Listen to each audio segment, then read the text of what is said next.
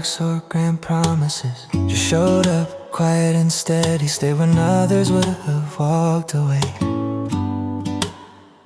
I used to think intensity meant destiny, called it love when it was just my ego talking. But she's different, she's calmer.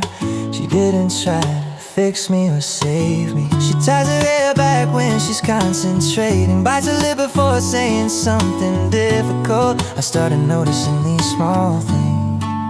This is how it started, slow and uncertain.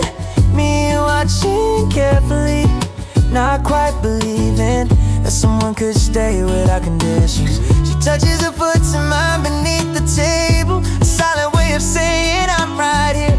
And something in me begins to soften, something I thought was gone forever. Gone forever. Last night I left her a rambling voice message, trying to explain feelings I couldn't organize. She listened to every word of it, then wrote back, let's talk face to face tomorrow. Sometimes I shut down before she even asked. It's an old habit and no protection, but she's learned to give me space.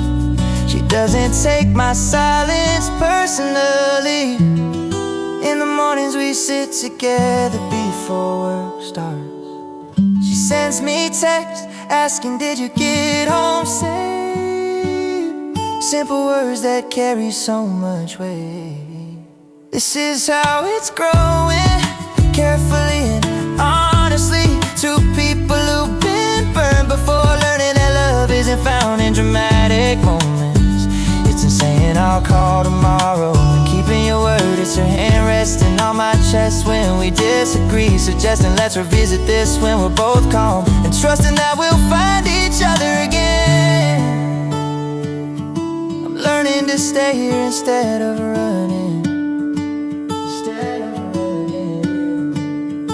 Last week after an argument, for a split second I thought about leaving. That old instinct trying to take over, but then something clicked. This isn't the love I pictured when I was younger. This is something better, something real, because it's thought through and chosen daily. Not flawless, just genuinely present. Genuinely present, yeah. This is what love has finally taught me. It didn't sweep me off my feet dramatically. It helped me plant the more firmly on solid ground. We both close ourselves off sometimes, but we learned how to come back to each other.